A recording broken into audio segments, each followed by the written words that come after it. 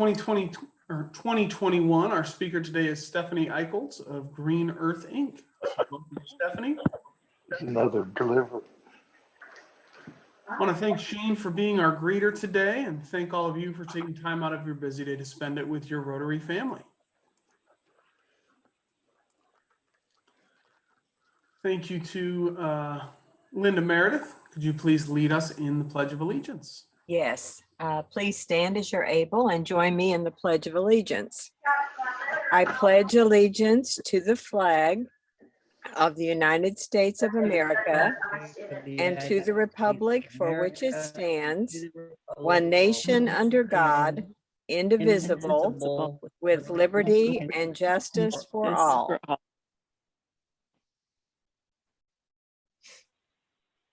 Thank you, Linda. You're welcome. Our moment of reflection today, as we just celebrated our centennial, I thought it would be fitting to share one of Paul Harris' quote. Whatever Rotary may mean to us, to the world it will be known by the results it achieves. I think that's fitting with the results that we've already achieved in 100 years of friendship and fellowship here in the Carbondale area, and many more in years to come.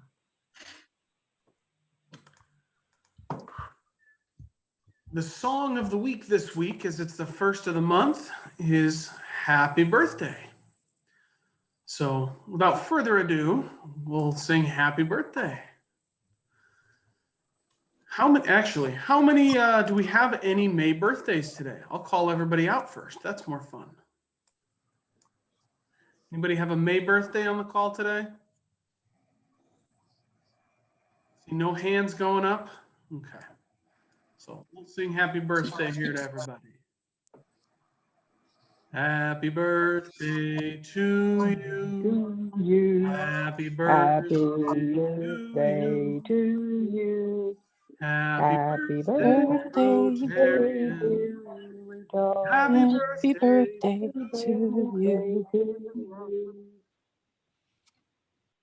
So happy birthday to our Rotarians and to everybody else around the world. Looking at guests today, the only guest I see on the call is our guest speaker, and we'll discuss her a little bit later. But Rotary always welcome to guests and potential new members. We did add 3 new members. Club announcements. Our Centennial event was this past weekend. We're now up to 72 projects underway with our 100 Little Things, and we're going to talk a little bit more today about our big project for the year here. The project's currently underway, 100 flowers from Cindy Buys. 100 flashlights is completed, so we're going to mark that up to 73. Sharon Harris Johnson and I delivered flashlights yesterday, and I'll try to share that photo with everybody here a little bit later when we get to good news. So, so we've got the warming center still is in need of plates, cups, knives, forks. They're still in need of blankets. We've still got that project underway. So a lot of support for the warming center and a lot of great impact that we're having around in the community. Our auction is live right now for, I went too far. Auction is live for our painting that we commissioned for our centennial celebration. It is live until midnight tonight. Here's a picture of the painting. This is oil on canvas, commissioned by Cree of Project Human X. Here, a local Carbondale artist. So if you watch the centennial celebration, this was part of the program. We got to watch Cree paint this and show us how it was done. But the rcci.betterworld.org auctions centennial celebration is where you can go to find that painting if you'd like to bid on that. One of the announcements we made at our centennial celebration is for our Centennial Fund. We set a goal of raising $100,000 to celebrate our 100th year, and that was initially going to be 100 gifts of $1,000. So we have between Rotarians who have already committed to this, myself included, and a handful of others, we're already up to over $12,000 that have been pledged to increase our endowment. We've got some local businesses that have also supported, Egyptian Electric Cooperative, AES Solar, and I can't believe I'm for Christine. Could you help me out? Who our First Mid Bank and Trust was the third business that supported us through this. So we've already got 3 businesses that sponsored our event, and we're given recognition at the event, and many individuals. So we set up a simple Rotary Centennial Fund pledge through Google Forms. This goes directly to our Rotary of Carbondale Gmail account. So if you've not already made a contribution, I will put that link in the chat again here. I had it up there earlier. Oh, that's not what I wanted. So that is in the chat already, but here I can't get it to jump in again. So I'll put that in the chat again here momentarily for your pledges there.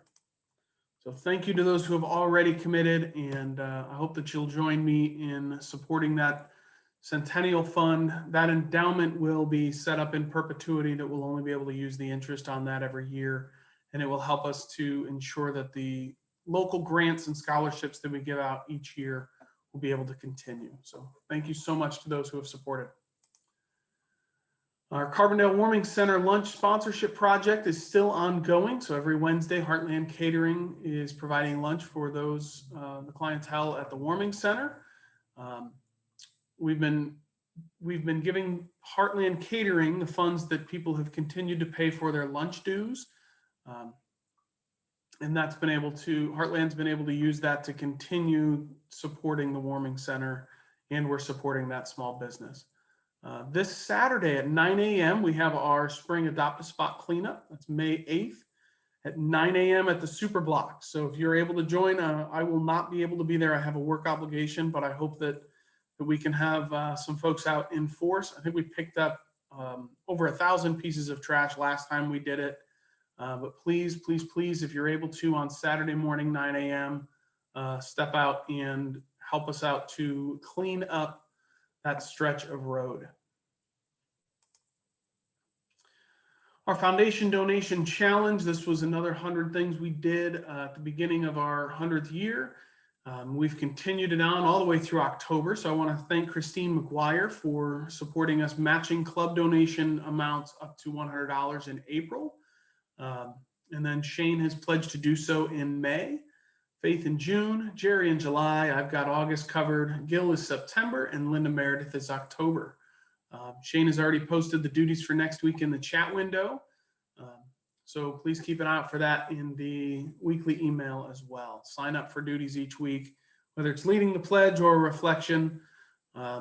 Many hands make light work. So we're grateful for anybody who's able to sign up for one of those duties. Hybrid and in-person meetings will resume on June 2nd. So we're using this time right now to develop that plan and test out the technology. And the board is going to be discussing food service options. The online format will still be a part of this for the foreseeable future. So Sharon, I believe it was Sharon, asked a question at the beginning about our speakers going forward. And would they be able to do an online format or only in person? And that is part of the reason for the hybrid, is we're able to bring in some speakers from outside of the area potentially, and those who might have other conflicts that they can't drive over to Carbondale and do that. So we have a couple members who have already indicated that the Zoom format works much better for them, but we also have other members who haven't been able to join us via Zoom. So by going hybrid, we're opening that up to both. So yes, that was Gayla and Linda Flowers that had asked about that. Sorry, Sharon. Sorry, Faith and Gayla. But we are able to do a Zoom format for those guest speakers. Some district news.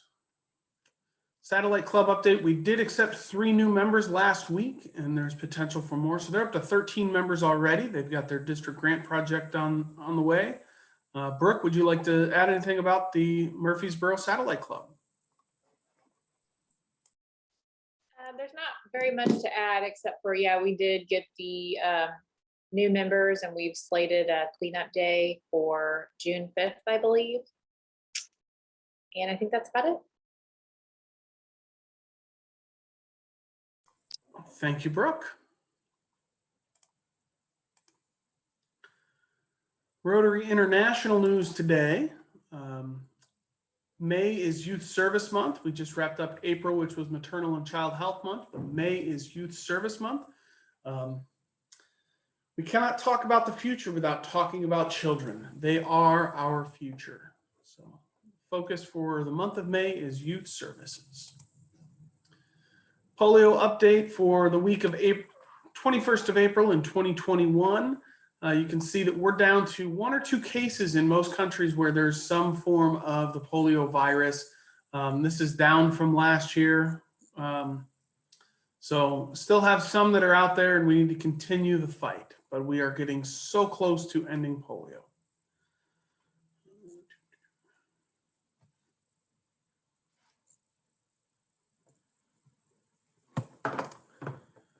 What role will Rotary International play in the COVID-19 pandemic? This is a question that's come up a couple times. We'll continue to chat about it here. Rotary International has given $35 million in grant funding to provide medical equipment such as ventilators and PPE in response to the pandemic. However, Rotary International has decided not to purchase vaccine.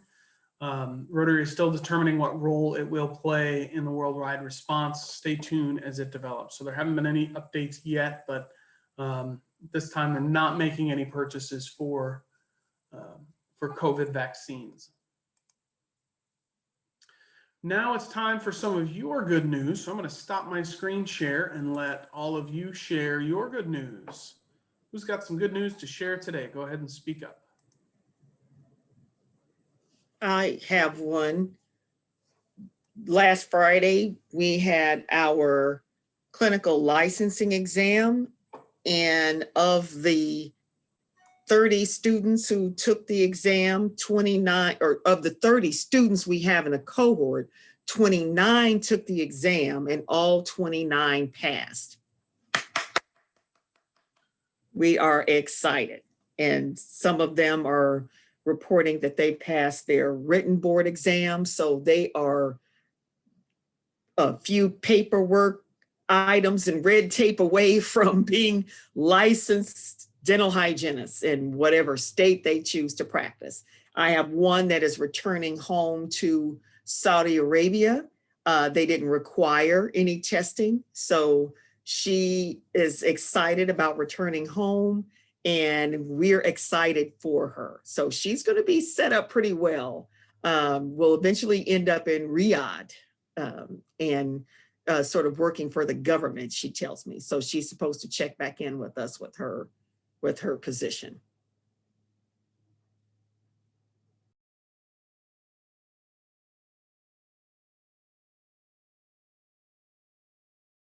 I'm going to talk to her about joining a Rotary club there too.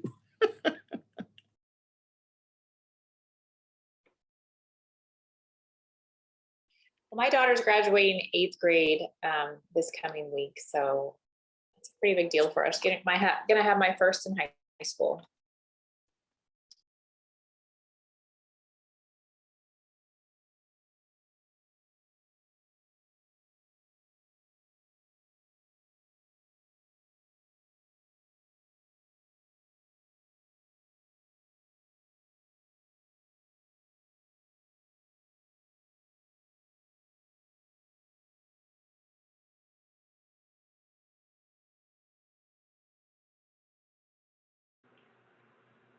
You're muted, Rick. Sorry, we were unable to share this at our centennial celebration, but pictured here is our certificate from the district, along with our new bell, our 100th anniversary centennial celebration bell. So Jerry shared this a little bit, but this is our new bell for the club going forward. I'm just excited to have it. So I'm going to share that with everybody on the call today.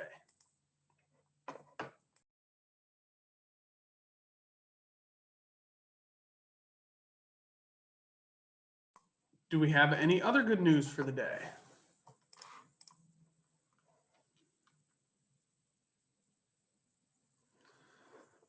Well, I'm going to share one more picture before we're done here, and this is a Facebook post from Sharon Harris Johnson.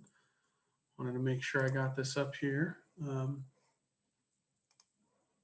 So this is a picture of Sharon and Mike Harris, her nephew, Carmelita Cahill of the Carbondale Warming Center, and myself in front of a bucket full of flashlights and batteries that were donated. The 2 boxes that I have in my hand are small AAA sized flashlights with a whole bunch of LEDs.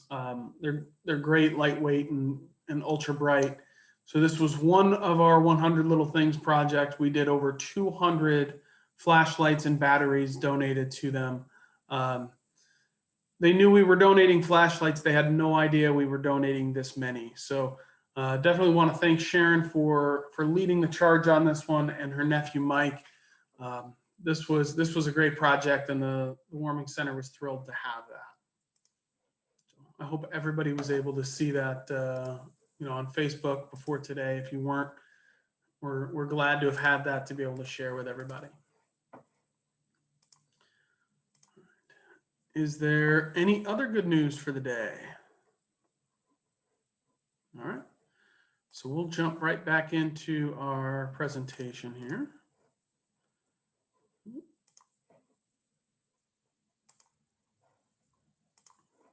So Sergeant at Arms, I don't see Gail on the call with us today.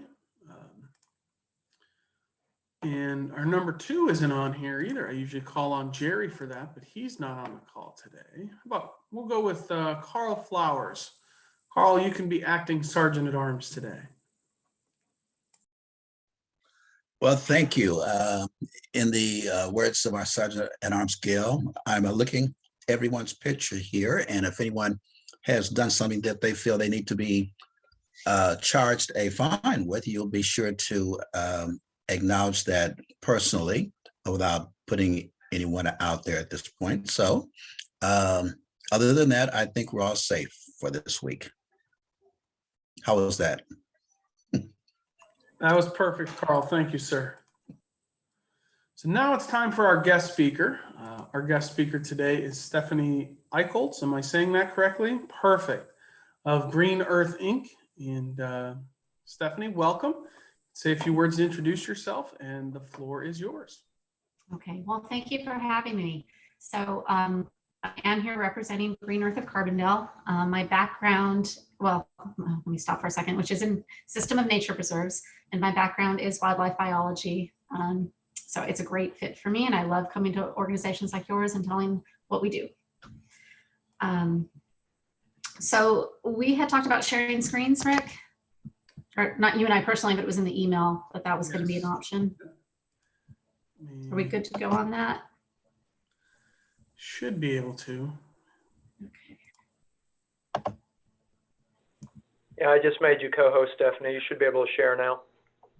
Okay, let me see.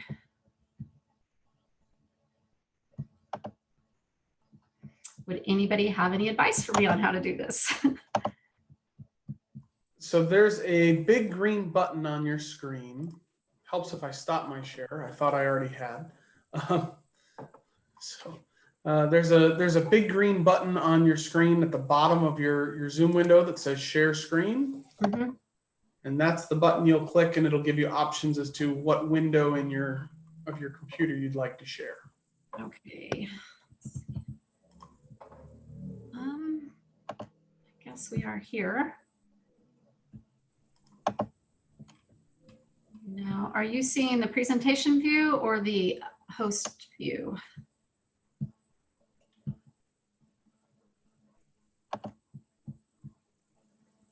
Green Earth, preserving natural areas Yes. for carbon. Is it the slideshow, the presentation view, or the host view with the slides down the side? It's the host view. Slides down the side, host view. Mm-hmm. Let's see. Okay. All right, I think we're good. Okay, sorry about my clumsiness there.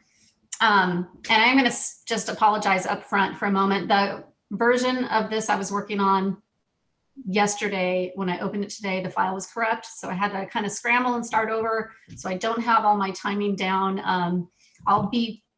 I will be cognizant of the time, though. I know many of you need to be at other places after this meeting. So I'll wrap up at 1, whether I'm done or not. So Green Earth is a system of nature preserves in Carbondale. I'm going to talk a little bit today about what exactly we are, who we are, what we do, how we operate. When I've given this talk before, I'm sure there's some people that have been in the room. So I do change it up often. There's new things I'm going to discuss today. So hopefully nobody has heard it all and gets tired of listening to me. But first, we are a local environmental organization. We are based here in Carbondale. We're not part of anything larger. That might be the direction we go someday, but right now we are serving the Carbondale area only. And our mission is to acquire and preserve natural areas for the people of Carbondale. So we are not part of the city of Carbondale, nor part of the Park District. That is most often what we're confused for.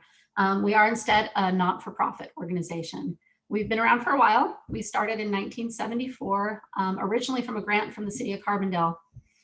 We've grown from the first site that was purchased in 1976, which was 20 acres, to over 6 sites today with around 220 acres and 9 miles of hiking. This slide just shows you kind of in a stylized map where our sites are around Carbondale. You can see we try to serve the whole Carbondale area by getting preserves, which are kind of strategically tucked into neighborhoods. You might have seen our signs and just not quite known exactly what we were. I have to admit, I drove by the Chautauqua Bottom site for about 8 years before I had ever stepped foot on it after I realized it was indeed open to the public. Each of our preserves has a different personality. They have different sites, different things that we offer. And I am going to talk about each of those individually for a bit, but first I'll just jump back into still talking about what is Green Earth. So I mentioned we have 220 acres, which is about 9 miles of hiking that's open to the public here. We have 1 half-time employee, that's me. So all the wonderful work that is done out on the preserves is a mix of our board members and the volunteers in the community. Our support base, we consider that both our donors and our volunteers because they really do drive how we operate. We have about 1,000 people on our mailing list that are aware of Green Earth and have donated to Green Earth over the years. And I'd say we have about 20 regular volunteers that show up consistently to our monthly work days. But we've hosted large groups too for corporations or special groups from campus. I think 108 was our largest work day. So I'm going to talk a little bit about what we do, the program areas, how we report what we do to the government. So the first is the public access to natural areas. So that does mean going out and acquiring the land, but also providing the ability for people to come enjoy it. As a nonprofit, we do have to serve the public. So we want to make sure everybody gets out and enjoys our trails. The second program area is land management. So we do try to keep our preserves in habitat that would have been in here in this area before European colonization. So that means trying to keep native plantings and removing all the exotic plants that have been brought over and escaped from people's gardens. Those exotic plants can change the entire ecosystem of a site and make it almost uninhabitable to our native wildlife. We do some of that through the hand pulling you see here, some controlled burns, some timber stand improvement. There's a lot of work that goes on behind the scenes. Our third program area is environmental education. So we do offer in our trail guides natural history, so people can learn about the environment. We do kids programming. We go into the classrooms, and we also have kids on field trips out at our sites. So we're always willing to facilitate, and we can help come up with curriculum for that. We also do tabling events and public speaking, like I am here today, just to let people know who we are and what we do. So I mentioned before, each of our sites is a bit different. I'm going to go into those sites right now and give you just kind of an idea of what to expect when you come out there. So we do have the 6 sites that are here, but I'd say 2 of them, Brush Hill and Fernlands, are our most rustic sites. They're comprised of dirt trails only, maybe a little bit of gravel here and there to help with some, but most of them have these 2 do have areas where there's steep inclines. It's rugged. You have to step over roots and fallen logs. Some people really gravitate toward that. They really want the more rustic feel. They don't want to feel like they're in a man-controlled environment. So the other 4 preserves, though, are much easier to access. Flatter surfaces, more mowing and maintenance going on. Of these sites, I would say they're all kind of fit into the easy category. You feel comfortable taking just about anybody up there who is mobile. But within these 4 sites and these flat, easy trails, there is one in particular. Oh, I talked through it. I should have been showing this when I mentioned they're fairly flat and wide open. But the one in particular, Chautauqua Bottoms, that has several trails that have been upgraded to ADA friendly standards. Now, that's not the same thing as ADA compliant. We can't do that and still have a nature trail. You'd have a paved system of roads in that case. But we can do things to make it easier for people with limited mobility. The trail on the left, if our screens have the same orientation, is what our rustic trail system would look like. The trail that's shown in the middle picture is what the new ADA trail looks like. It has about a 5-foot span in most areas. It has a very flat surface. Any elevation changes are ramped. There's no stepping, there's no curbs on the edge of the trail for somebody with a wheelchair or a walker to get stuck over. So we're really just trying to increase the usability of these particular trails to accommodate people that are mobility limited but still want to enjoy nature. The biggest feather in our cap was the bridge that was installed in 2019 there that connected 2 trail systems. We were able to make the whole of those 2 systems ADA friendly. The second trail I'm going to highlight of our easy trails is our Oakland Preserve. This one is located on the northwest side of Carbondale, and it is not only flat and easy to access, but it's actually been geared toward children. We have the Children's Exploration Trail and a Story Walk Trail at this site. The Exploration Trail has some structures they can climb on and play on, but all made of natural materials that were there at the preserve. And then more recently, we added the Story Walk Trail, which is something we're really excited about. So over the summer, last spring, the Carbondale Library reached out to us and asked if we might consider installing something called a Story Walk. And when they explained to us what it was, we were absolutely on board. So the Story Walk is where they take a children's book and they disassemble it, and they take each page and laminate it. And the family that is looking at the storybook trail page, that was a temporary trail we put up with the library last spring.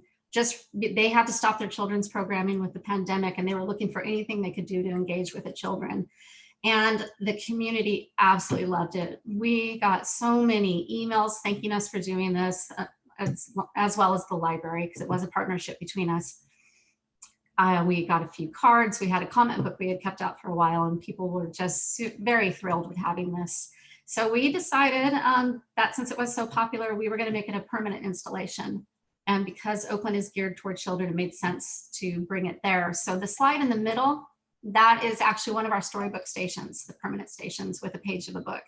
So each post is set about 50 feet along, and families can stroll and read and enjoy a book reading while out in nature all at the same time. So we're really proud of that. It was funded in large by the Friends of the Carbondale Library, and then donations from the community. So those were our sites, and I talked about who we are. I did talk a little bit about that there's people behind the scenes to help us do what we do, but I'm going to talk now about why. Why are we doing this work? People could argue Carbondale already has city parks for kids, and we already have state parks and federal parks for hiking and recreation. So I'm going to talk a little bit now about why we do what we do within Carbondale, why are natural areas important. So there are tangible benefits, things that can be measured and quantified. There are also non-tangible benefits, things that are absolutely true, but not easy to quantify. And I'll talk a little bit about both of those briefly. So for the tangible benefits, there is something called amenity pricing or hedonic index. And these are known very well to the realtor community. And it's an evaluation of properties. I don't expect you to read all the text on the slide. I'm just only putting it here to show that it has been recognized that living near a park or a natural area can increase your property value anywhere from about 8% to 20%. Some of it has to do with how far you are from the trailhead even. So I thought that was just kind of neat to show people in Carbondale when they drive by every day and they recognize there's a nature preserve in their neighborhood, but they don't even realize that nature preserve is actually increasing their property value. But also another tangible benefit is storm control. I'm sorry, stormwater control. Having these large, vast tracts that are able to absorb the water, you know, there's no hardscaping, there's no cement to prevent it from soaking into the ground. And when it does still oversaturate and soak a little bit, it's not harming anything. Those puddles are just part of the landscape. And so 2 of our preserves, the Chautauqua Bottom site, which is on the west side of town, and our Piles Fork Preserve, which is on the east side of town, both straddle 2 of the major drainages in Carbondale, Little Crab Orchard Creek and Piles Fork. So we're able to take a lot of what would flood a neighborhood or part of the city out of the equation, just by the mere fact that it can absorb into this dirt and vegetation there. Another tangible benefit is the reduced urban island warming effect. I don't expect anybody to study these slides again. It was just here to show that this has been studied, and it is a known effect that having green space does keep the urban areas from increasing in temperature. As it attenuates it, it's still going to increase, but not nearly as drastic as if you don't have that green area there. So our little parks tucked around, the typical park is 20 acres in a neighborhood. That really is cooling down the neighborhood in the hot sunny season. And another one with way too much text to expect anybody to read, but just showing again that it is well studied that having these green areas does provide ecological health. We are pulling pollutants out of the air with all the vegetation when it's respiration. I'm checking the time real quick. And we're also providing shade. Having that green space and shade is shown to improve people's mental health and moods. So there's a lot of really great aspects of having these in your neighborhood. Another ecological health event is improved water quality. When I mentioned that the groundwater can percolate down, it is actually pulling pollutants out of it as it's doing that. So the groundwater in an area with nature preserves is actually cleaner, and the city they can spend less money treating it to make it potable. So a little bit now about the non-tangible benefits. Excuse me for a second, I need to take a drink. So the beauty, the peace, the calming effect, it's recognized that this happens, but it's a bit more difficult to quantify it. But another part of it is the unstructured play that we provide children. Free play is shown to help a lot with emotional and physical development. And when you do that in nature, it's also, you're adding in that calming influence. And the children who are out there, they're not part of an adult directed game or activity. So going to the park and being part of a soccer game is fantastic. It's exercise, it's being outdoors, it's socializing with your friends. But if you take the adult organized element out of it, the children will become incredibly creative and make up their own games and come up with ways to interact. And it's although we consider it not as tangible, it is still quantifiable. There have been a lot of social and cognitive papers looking at just this. And it's actually inspired the government to try to make more of these programs available. So that list that I've just put up is federal agencies that have been tasked with creating programs to get outside and get kids into nature. Again, not expecting you to read all that and just trying to show that it is a known entity. And it's not hard to do. It's not hard to see why it's important. It'd be difficult to dismiss, because once you do take kids outside, it doesn't matter the temperature, it doesn't matter the season, they will get engaged, they will find things to do. All these pictures were taken at our site and none of them were staged. It was just random people I came across. My particular favorite is the one with the children with the dip net.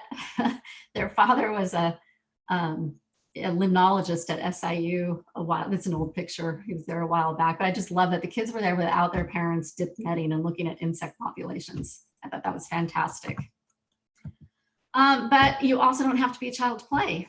Anybody can come out, enjoy our trails, and really try to immerse themselves in that calming aspect, exploration.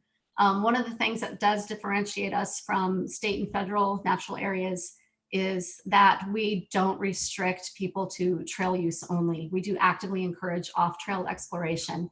And that's not to say that the federal and state agencies should do that too. They have very good reasons for keeping peoples on trail. Most of the time is to protect the habitat. Obviously, if you're trudging through the area, you're trampling vegetation and you could be damaging a sensitive biological area, but you're also bringing in the dirt on your shoes. And that dirt, unfortunately, often carries seeds from invasive plants. And so that's one way plants are moved into natural areas.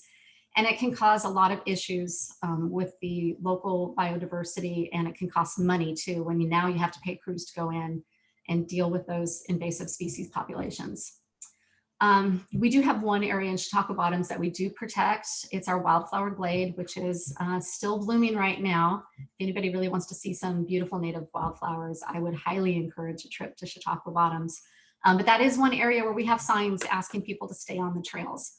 Otherwise, it's no holds barred. I love when I walk out and I see a kid 10 feet up in a tree or another one splashing in the creek, because that tells me we're doing our job. We're getting kids out and we're getting them connected. They're going to be the next generation that helps protect these natural areas. So if we can get them to a place where they have a love and a connection to it, we're doing the entire community a service. Okay, so I did mention that my original slideshow was corrupted and I had to throw this together pretty quick, so I didn't have a chance to time it. It looks like I'm finishing up a bit early, but I can turn it over to you if anybody had any questions about Green Earth, who we are and what we do.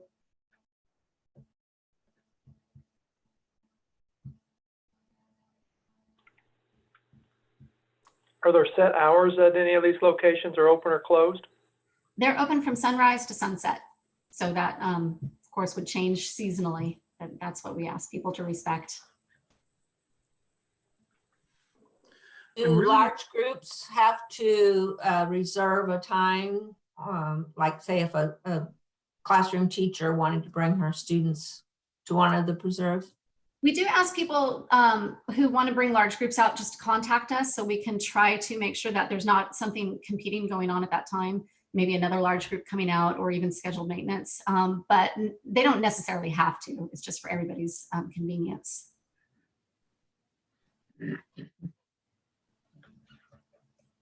I'm intrigued by your policy to allow, is it only Chautauqua Bottoms that you allow off-trail hiking? No, in fact, it's the opposite. Chautauqua Bottoms is the only place that we have a restriction, and it's only in a very small part of the preserve.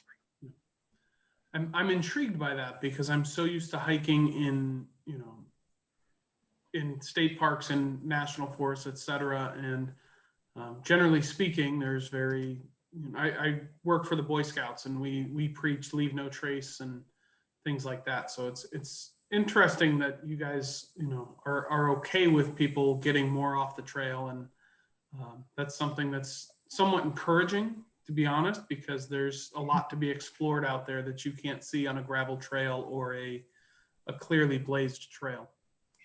There are some facets to that separate us from the state and federal government. One is that most of our properties were not pristine habitat to begin with.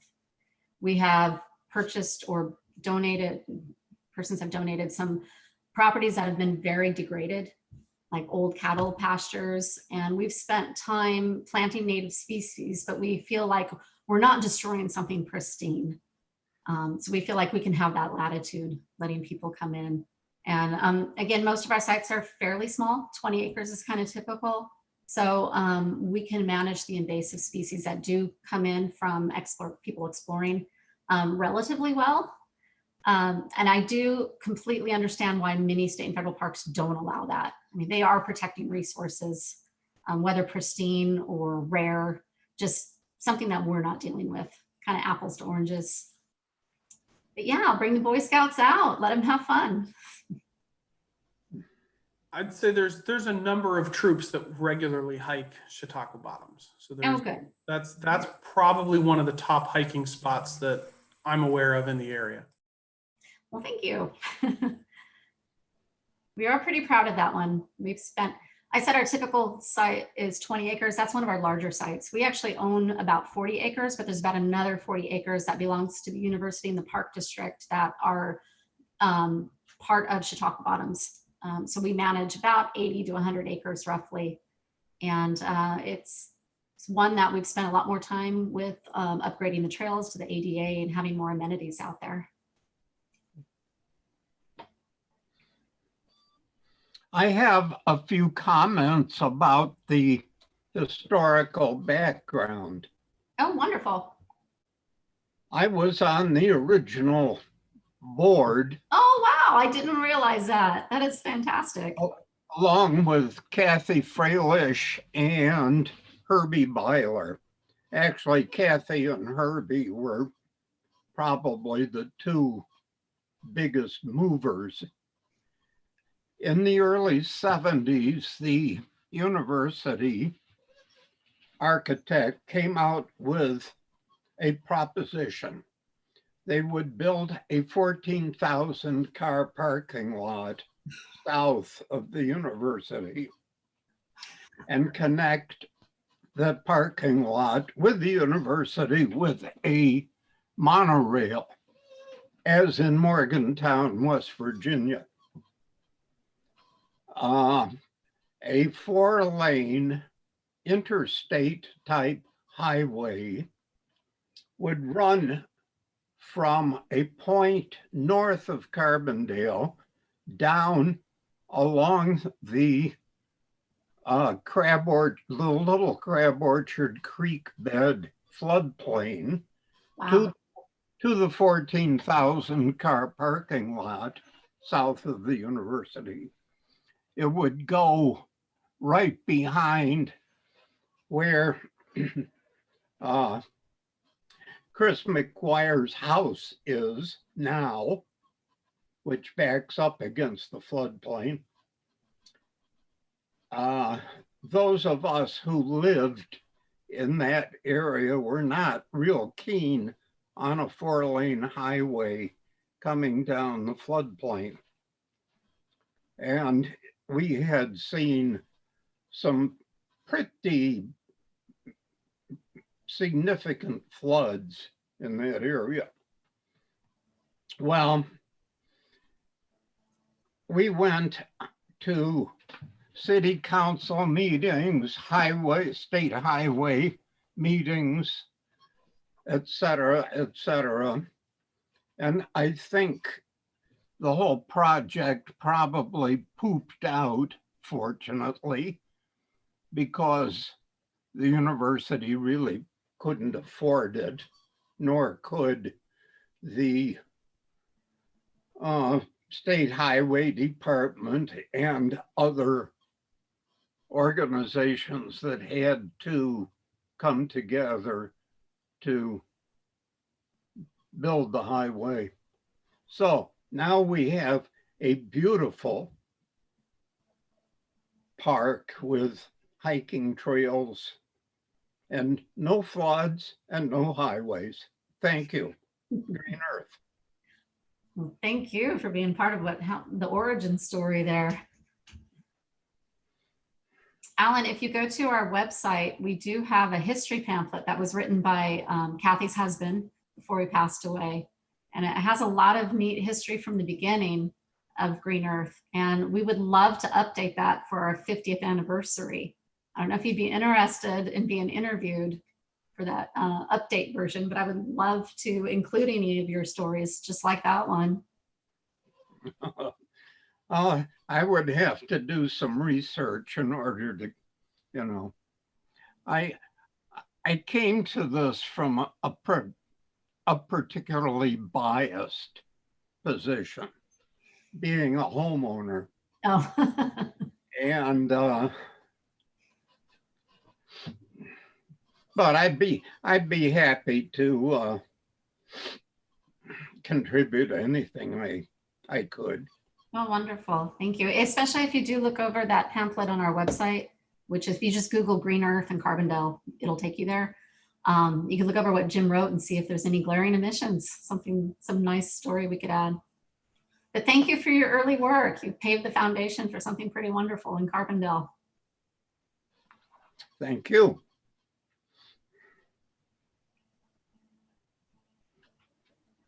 When did you get the new logo? Oh, So the logo has changed a few times. I actually used to have a slide that showed its progression. That one, I think we started using in 2009, and we've just loved it. It's stuck. I hadn't seen the oak leaf before. That was an addition. At one time, it didn't have the oak leaf, but it was still a stylized globe. But that was the kind of part of the evolution and the last version that came out. So I've been on the board since 2000 and not on the board, I'm sorry. I've been employed by Green Earth since 2004, and I've seen 3 logos in my time. Okay.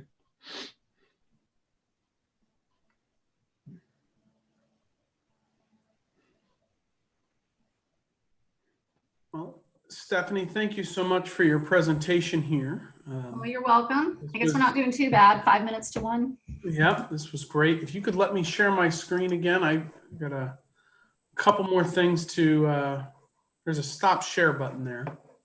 See the button. There we go. There It you wasn't go. reacting. Okay.